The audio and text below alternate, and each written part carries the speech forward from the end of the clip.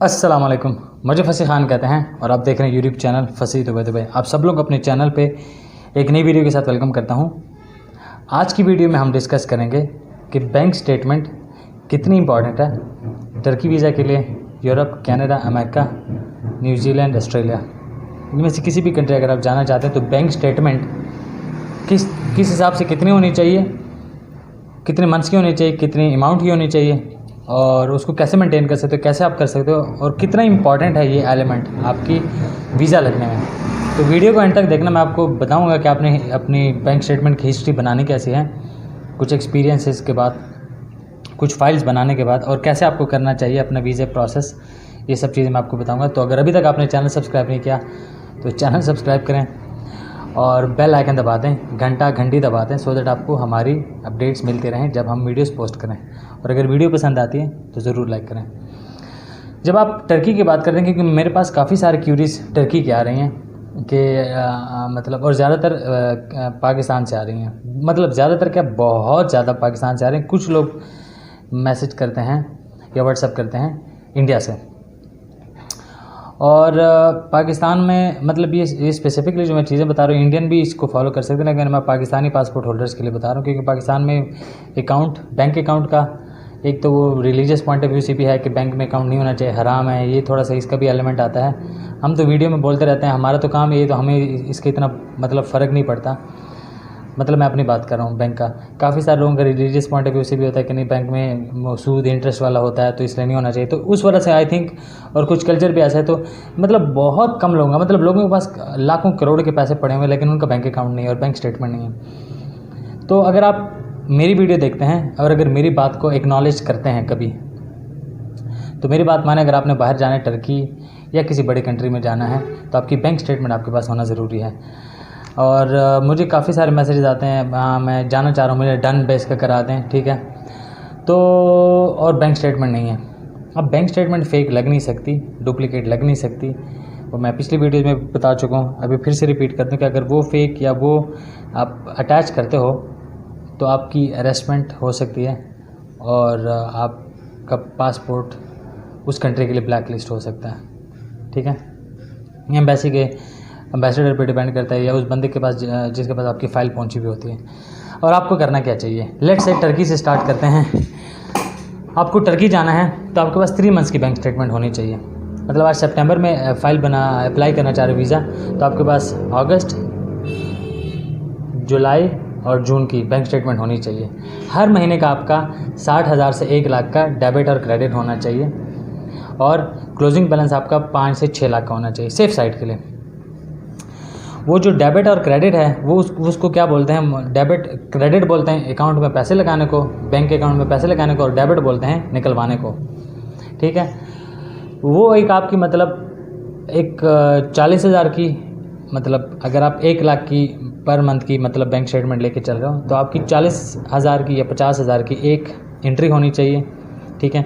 जो कि let suppose आपकी इस मंथ की 5 को आपने 50,000 की एंट्री की है, तो अगले महीने की भी 5 को 50,000 की करें और उसके अगले महीने की भी 5 को 50,000 की करें। ये इफेक्टिव बैंक स्टेटमेंट की बात बता रहा हूँ कि अगर आपने प्रोफाइल शो करना है कि आप एम्प्लॉय हैं तो पता होना चाहिए कि आप 50,000 आपको हर महीना ट्रांसफ़र हो रहा है। और उसके अलावा भी आपके पास कोई पैसा आता है या जाता है और आप ऑनलाइन उससे शॉपिंग भी करो। ये नहीं आप 50,000 आपके पास है, फिर आपने 50,000 डाला, 1 लाख की स्टेटमेंट हो गई और आपने अभी 50,000 के 2 विड्रॉवल्स कर लिए, मतलब 2 डिपॉजिट्स कर लिए, 50,000 के 2 विड्रॉवल्स कर लिए। मतलब आपके पूरे महीने में सिर्फ 4 ट्रांजेक्शन हैं, 2 डिपॉजिट के, 2 विड्रॉवल के। ये एम्बेसडर को और जो फाइल चेक कर रहा होता है उसको पता चल जाता है कि सिर्फ डमी है, जस्ट खुदू बनाने के लिए, मतलब इस बंदे का सीन गड़बड़ है, ठीक है। टेक्निकली तो ये भी ठीक है, उनको इससे गलत है कि आपके अकाउंट में ऊपर नीचे पैसे आए गए हैं, लेकिन ये वीक करता है आपके एक्सेप्टेंस को, केस को। तो उससे आप ऑनलाइन शॉपिंग भी करें, मोबाइल लोड भी करें, बिजली का बिल भी उससे पे करें, ठीक है। और मतलब जो भी आपके आजकल ज़्यादातर सिस्टम ऑनलाइन हो गया, तो मतलब आप उससे करें कि उनको यार ये बंदा इसी अकाउंट से ही काफ़ी सारे पेमेंट्स कर रहा है। और एक और चीज़ इंपॉर्टेंट ये है कि अगर आप NTN होल्डर हैं, जो कि बड़े कंट्रीज़ के लिए आपका NTN लगता है, नेशनल टैक्स नंबर, पाकिस्तानी उसकी बात कर रहा हूँ, तो उसका रिफ्लेक्शन आपका बैंक अकाउंट में होना चाहिए। मतलब कि आपके ऑनलाइन ट्रांजैक्शंस के जो चीज़ें हैं ना, सही है। समझो आपने ऑनलाइन ट्रांसफ़र किया, 1 लाख ट्रांसफ़र किया। अब 1 लाख के पीछे पाकिस्तानी डिफरेंट अकाउंट्स का तकरीबन 500 से 1000 तक की टैक्स डिडक्शन होती है, ठीक है, जिसको सर्विस चार्ज भी बोल सकते हैं, बैंक्स लेता है। तो वो आपका रिफ्लेक्ट नहीं होना चाहिए। क्यों? अगर वो आपका रिफ्लेक्ट होता है और आप उधर एम्बेसी में NTN के साथ शो कर दो कि आप एक्टिव टैक्स पेयर हो, तो ये तो गलत है।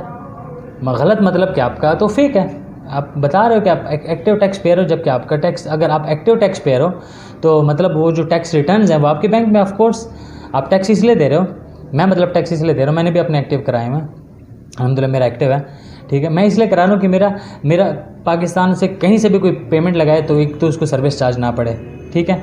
जैसे अगर मेरा अकाउंट एलाइड बैंक में है या मुस्लिम कमर्शियल बैंक में है तो कोई कराची से लगाए उसको भी पैसे ना देने पड़े एक्स्ट्रा, जो हम अक्सर, अगर आपने एक्सपीरियंस किया होगा, अगर आप का अकाउंट कराची में है और अगर आपको कोई, और कराची में उस ब्रांच में भी आकर पेमेंट नहीं लगा रहे, और अगर आपको कराची के किसी और ब्रांच से कोई पेमेंट भेज रहा है, ठीक है, मतलब डिपॉजिट करा रहा है, तो उसके कुछ पैसे लगते हैं 300, 400, 500। तो अगर आप टैक्स पेयर हैं तो आपको इससे बचत हो जाती है। और मोबाइल अकाउंट के थ्रू, मोबाइल जो आपके एप्लीकेशन उसके थ्रू अगर आप किसी को भेजते हो तो उसमें भी आपको टैक्स की डिडक्शन नहीं होती। तो मतलब ये आपका स्टेटमेंट में ये भी रिफ्लेक्ट होना चाहिए कि आपका नहीं कट रहा। अगर आप उधर बता रहे हैं कि मैं एक्टिव टैक्स पेयर हूँ, NTN आपने लगाया हुआ है, जोड़ा हुआ है, और आपके बैंक अकाउंट में वो बैंक स्टेटमेंट में रिफ्लेक्ट नहीं हो रहे, तो इट मीन्स आप फिर से धोखा कर रहे हो, झूठ। ये बहुत छोटी छोटी चीज़ें जिनके बेस पे वीज़ाज़ रिजेक्ट होते हैं, रिफ्यूज़ होते हैं, ठीक है। तो ये बैंक स्टेटमेंट आपकी बहुत इंपॉर्टेंट है। अब दूसरी बात, डन बेस के लोग करते हैं। टर्की का डन बेस बहुत कम होता है, तकरीबन 2 लाख से 2.5 लाख का खर्चा आ जाता है, मतलब लोग लेते हैं। डन बेस का मतलब ये कि आपने मुझे पासपोर्ट दिया, ठीक है, और मैंने आपको फ़ाइल बना के दे दी, आपने एम्बेसी की फ़ीस आपने खुद भरी, ठीक है, और जब वीज़ा लग गया तो आपने मुझे 2.5 लाख देना है, ठीक है। ये पाकिस्तान में चल रहा है इस तरीके से, ठीक है। 1,90,000 से 2 लाख, 2,50,000 तक इस तरह लोग देते हैं। तो आप अपना पैसा इस तरीके से मत लगाओ। अगर यूरोप के लिए लोग करें तो यूरोप के लिए डन बेस कर हो रहा है 10 लाख में, 15 लाख में, मतलब 20 लाख तक बात जा रही है। ये अमेरिका, कनाडा और यूरोप की बात करूँ। आपको क्या करना चाहिए वो आपको मैं बताता हूँ।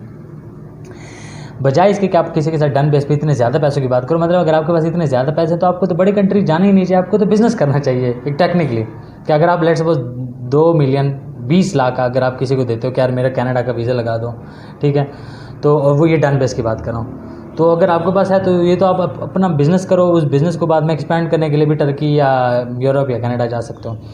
आपको क्या करना चाहिए वो मैं बताता हूँ। आपके पास बैंक स्टेटमेंट होनी चाहिए। अच्छा, कनाडा के लिए और यूरोप के लिए 3 मंथ्स की नहीं चाहिए होती, उसके लिए 6 मंथ की या 1 ईयर की चाहिए होती। तो मतलब ये आइडियल, और उसके लिए अमाउंट भी ज़्यादा होती है।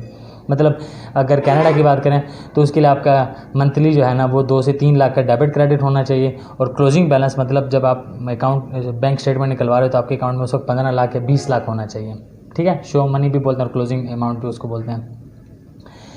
तो शो मनी तो खैर एयरपोर्ट पर होता है। एनीवे, तो आप फ़ाइल मतलब बनाएं किसी से, ठीक है। फ़ाइल के चार्जेस देते हैं। टर्की के फ़ाइल के चार्जेस मार्केट में 20, 25, 30 लोग ले रहे हैं, कोई 35 भी ले रहा है, कोई 40 भी ले रहे हैं, ठीक है। यूरोप की भी मतलब यूरोप और कनाडा और अमेरिका की भी हैं। तो आप वो करें, ठीक है, कि आपको एटलीस्ट चीज़ों की समझ आ जाए। और आप अगर, क्योंकि अगर आप किसी को डन बेस पर करते हैं ना तो वो तो पैसे बड़े लंबे चौड़े हैं। आप सर्विस चार्ज का किसी को दें 30,000, 40,000, 50,000, और चीज़ें समझें, ठीक है। अल्लाह ने अकल दी है, एजुकेशन नहीं है नो डाउट, ठीक है, बट अकल तो है चाहिए क्या चीज़ है या ये क्या चीज़। जैसे आपको पता है कि अमेरिका या कनाडा जाना क्योंकि ज़्यादा पैसे कमा सकूँ, ये मोटी मोटी सीधी सी बात है। तो इस तरीके से आपने टैक्स के पैसे दिए, कैसे दिए, क्या किया, थोड़े बहुत मतलब टेक्निकल चीज़ों को छोड़ के बाकी चीज़ें आपको पता चल सकती हैं और आपको पता होना चाहिए। तो बताने का पर्पज़ ये है कि आप किसी के साथ अगर बात करें, आपके पास बैंक स्टेटमेंट खुद की होनी चाहिए। अक्सर लोग कहते हैं बैंक स्टेटमेंट हम लगा देंगे, उसमें आपके पैसे आगे पीछे होने का ख़तरा होता है, ठीक है। और कल मुझे एक भाई कह रहे थे कि हाँ हम डन बेस का कस्टमर को करके देंगे। मैंने कहा कि तो पैसों की क्या तरतीब होगी? वो कहते हैं पैसे किसी और के पास रखवाएंगे। मैंने कह रहा तो इसमें क्लाइंट को क्या फ़ायदा? कहता है क्लाइंट पैसे तो नहीं दे रहा। मैंने उसको कहा अल्लाह के बंदे, आप पैसे नहीं ले रहे, मतलब मैं क्लाइंट से पैसे नहीं ले रहा, मैं कह रहा हूँ कि थर्ड पार्टी के पास रखो, और थर्ड पार्टी वो जो हम सेलेक्ट करेंगे कि किसके पास रखवाना है। तो क्लाइंट की जेब से तो पैसे जा रहे हैं, आपको नहीं मिल रहे, ये एक और बात है। क्लाइंट की जेब से पैसे जा रहे हैं, वो पैसे जब वो वापस लेगा या जब वापस वाली बात होती है वो बड़ा मुश्किल सीन हो जाता है। मतलब एक दफ़ा मेरी जेब से पैसे निकले, मैंने आपको दे दिए, ठीक है, वो मेरे पैसे नहीं, वो आप पे डिपेंड करता है मुझे किस तरीके से देते हो। खैर, तो फाइल प्रिपरेशन की तरफ जाएं, ठीक है। और ये डन बेस वाली और ये बैंक स्टेटमेंट और मतलब ये शॉर्टकट्स में ना पड़ें, क्योंकि लाइफ में कोई भी शॉर्टकट नहीं होता। और आप इतने बड़े कंट्री के लिए और इतनी बड़ी चीज़ों के लिए आप स्टेप ले रहे होते हैं। आप साल से कोई कहता है सर मैंने इधर पैसे जाए कि साल हो गया, 1.5 साल हो गया, 2 साल हो गया, मैं बाहर जाना चाह रहा हूँ। आप क्योंकि गलत तरीके से एफर्ट्स कर रहे हो, आप गलत तरीका इस्तेमाल कर रहे हो। और साथ में मतलब टर्की में या यूरोप में या कनाडा या अमेरिका में पाकिस्तान का नाम भी बदनाम कर रहे हो। वहाँ पे लोग मतलब पाकिस्तानी पासपोर्ट की वैल्यू क्यों नहीं? क्योंकि आप जैसे और मुझ जैसे लोग हम बैंक स्टेटमेंट और ये शॉर्टकट्स के चक्कर में, ठीक है, इन चीज़ों से भाग करके मतलब हम बस किसी तरीके से चले जाएं और उधर जाके फिर भाग जाते हैं, ठीक है। मतलब लीगल वाला तो हमारे डॉक्यूमेंट्स में कोई सीन है ही नहीं ना कि लीगल तरीके से कोई काम करना है या डॉक्यूमेंट्स करने हैं। ये बहुत पहले होता था, लोग डंकी लगाते थे। ये डंकी वाला भी बड़ा डेंजरस काम है, ठीक है, लोग फिर भी कर रहे हैं, ठीक है।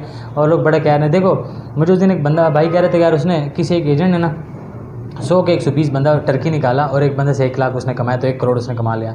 अगर वो एक्चुअल में 1 करोड़ कमाता ना, देखो जब आप हराम का काम करते हो, मैं लेक्चर नहीं दे रहा, मैं जनरल बात बता रहा हूँ क्योंकि मैं चीज़ें बड़ी करीब से मैंने एक्सपीरियंस किए हैं। जब आप हराम का 2 नंबर काम करते हो, उसका पैसा आपको रास नहीं आता, ठीक है। और आप लोगों में से जो भी कर रहे हैं वो इसको छोड़ दे तो अच्छा है। वो किसी काम का नहीं होता। वक्ती तौर पे आपको लग रहा होता है आपके पास आया, वो आपसे किसी न किसी तरीके से निकल जाते हैं, या आप बीमार हो जाते हैं या कोई बड़े प्रॉब्लम में फंस जाते हैं, कुछ ना कुछ आपके साथ हो सकता है।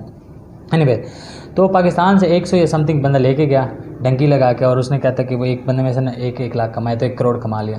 तो वो बंदा ये काम पिछले 8-10 साल से कर रहा है। अगर वो बंदा एक ट्रिप में मतलब अगर समझे वो साल में, ठीक है, 2 भी ऐसे ट्रिप लगाता है कि आता है बंदे इकट्ठे करता है 100-1 और लेके जाते, तो साल में 2 करोड़ कमा रहा है। उसको एजेंटी वाला काम छोड़ के कोई और काम क्यों नहीं करता, ठीक है।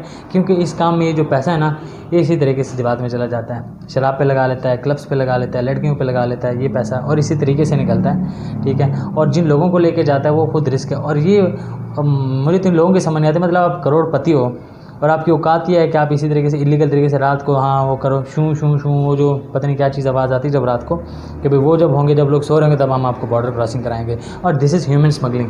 केस भी बन सकता है, एजेंट पे भी बन सकता है, आप पकड़ेंगे आपका भी बड़ा सीन हो सकता है। वो भाई मुझे कह रहे थे कि जब आप टर्की और ईरान बॉर्डर पर पकड़े जाते तो आपको जेल में नहीं डाला जाता। मैंने कहा तो हो नहीं सकता।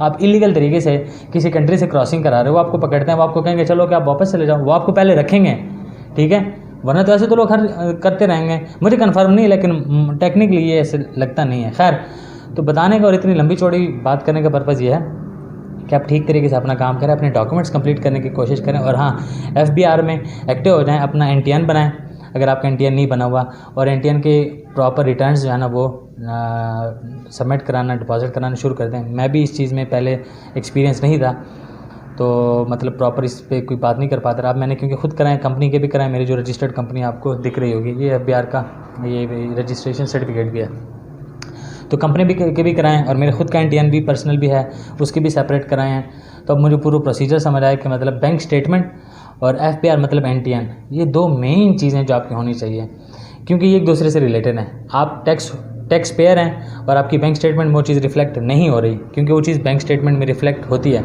ठीक है। तो इट मीन्स आप एम्बेसी को फुदू लगा रहे हैं, ठीक है, और जो आपने डॉक्यूमेंट्स बनाए वो फुदू के, क्योंकि देखो मैं और आप एक दूसरे को जानते हैं, ठीक है। तो जो एम्बेसडर बैठा हुआ है, जो पिछले काफ़ी सालों से ये काम कर रहा है, ठीक है, वो जब एम्बेसी में लोगों को हायर किया जाता है, उनको बताया जाता है इस कंट्री के ये डेमोग्राफिक्स है, ये लोग ऐसे ऐसे करते हैं, ये करते हैं। जैसे पठान को अगर देखा जाए तो पठान नस्वार रखता है। अब ज़रूरी नहीं हर पठान रखता हो, लेकिन एक इमेज बना हुआ है कि पठान रखता है, तो लोग कहते हैं हाँ पठान रखता है, पठान सख्त होता है, ये मतलब कुछ वो है। इसी तरह सरदार से रिलेटेड भी ये चीज़ें कि सरदार ज़्यादातर ड्रिंक करते हैं। अब ज़रूरी नहीं हर बंदा करता होगा, लेकिन वो इस वजह से कि वो उनमें एट्रीब्यूट्स उस तरीके के होते हैं या आए होते हैं, या वो फेमस भी होते हैं उन चीज़ों के। खैर, लेक्चर और बात बहुत लंबी हो गई, ठीक, शायद बात माइंड अप भी नहीं हुई, मैं समझ आ भी नहीं पाया, क्योंकि बहुत ज़्यादा मतलब कॉम्प्लेक्स चीज़ है जिस पे मैं जितनी भी बात करूँ कम है। सिंपल वर्ड्स में ये कहूँगा, बैंक स्टेटमेंट आपकी होनी चाहिए। बैंक अकाउंट नहीं है, आज जाके ओपन कराएं अगर आप प्लान करें, और 6, 7, 8 महीने 10 महीने रुक जाएं, ठीक है। अब पैसे हैं उसको रोटेट करना शुरू करें। NTN बना लें, नहीं बना सकते नीचे डिस्क्रिप्शन में व्हाट्सअप नंबर गिवन होगा, मैं बना के दे दूँगा। आपके फाइल्स जो टैक्स रिटर्न्स है वो भी करा दूँगा। एक तो उसका गवर्नमेंट को भी फ़ायदा शुरू हो जाएगा, और एक आपको उसका लॉन्ग टर्म में फ़ायदा मिल सकता है। आप किसी अच्छी कंट्री जा सकते हैं अगर आपकी पूरी हिस्ट्री एम्बेसी हाँ एम्बेसी जब आपका वीज़ा लगाता है, ठीक है, या जब फाइल NTN चेक करता है, वो FBR की जो वेबसाइट है उस पर जाके आपका स्टेटस चेक करता है। मतलब आपको और मुझे इतनी चीज़ों का नहीं पता जितना एम्बेसडर को पता होता है। और जो बैंक स्टेटमेंट की मैं बार बार बात करता हूँ वो ऑनलाइन चेक करते हैं। स्टेट बैंक का मुझे अब एग्जैक्ट नहीं पता, लेकिन स्टेट बैंक का उनके पास एक्सेस है कि वो किसी भी बैंक की चेक कर सकते हो। अगर आपको कोई डमी स्टेटमेंट लगाता है तो वो तो आपका उधर ही काम रुक जाएगा। सो इतनी लंबी चौड़ी बात करने का पर्पज़ यह है कि वाइजली अपना काम करें और डॉक्यूमेंट्स पूरे करें। प्लीज़ एजुकेटेड हो जाएं। एजुकेटेड ये नहीं कि आपके पास डिग्री है, एजुकेटेड ये आपका एक्सपीरियंस भी है, आप किस तरीके से काम अपनी लाइफ में करते हो और आपकी अप्रोच क्या है। अपनी अप्रोच चेंज करें, अपने आप की रिस्पेक्ट करें, अपने कंट्री की रिस्पेक्ट करें और अपनी पासपोर्ट की रिस्पेक्ट करवाएं। ठीक है, आप और मैं भाग रहे होते हैं, सही है। मैं उस दिन बात कर रहा था एक भाई से, दुबई के सेम वही हालात हैं जो इंडिया और पाकिस्तान के हैं। ठीक है, बस ये वहाँ पे थोड़ी करेंसी और थोड़ा मतलब चीज़ सारे डिफरेंट है, बाकी वही सीन है। ठीक है, इंडिया तो वैसे भी, इंडिया के तो खैर बात ही नहीं करनी चाहिए, वो तो हमसे काफ़ी आगे निकल चुका है। उसकी तो मार्केट बहुत बड़ी है और इसको एक्सेप्ट करना चाहिए।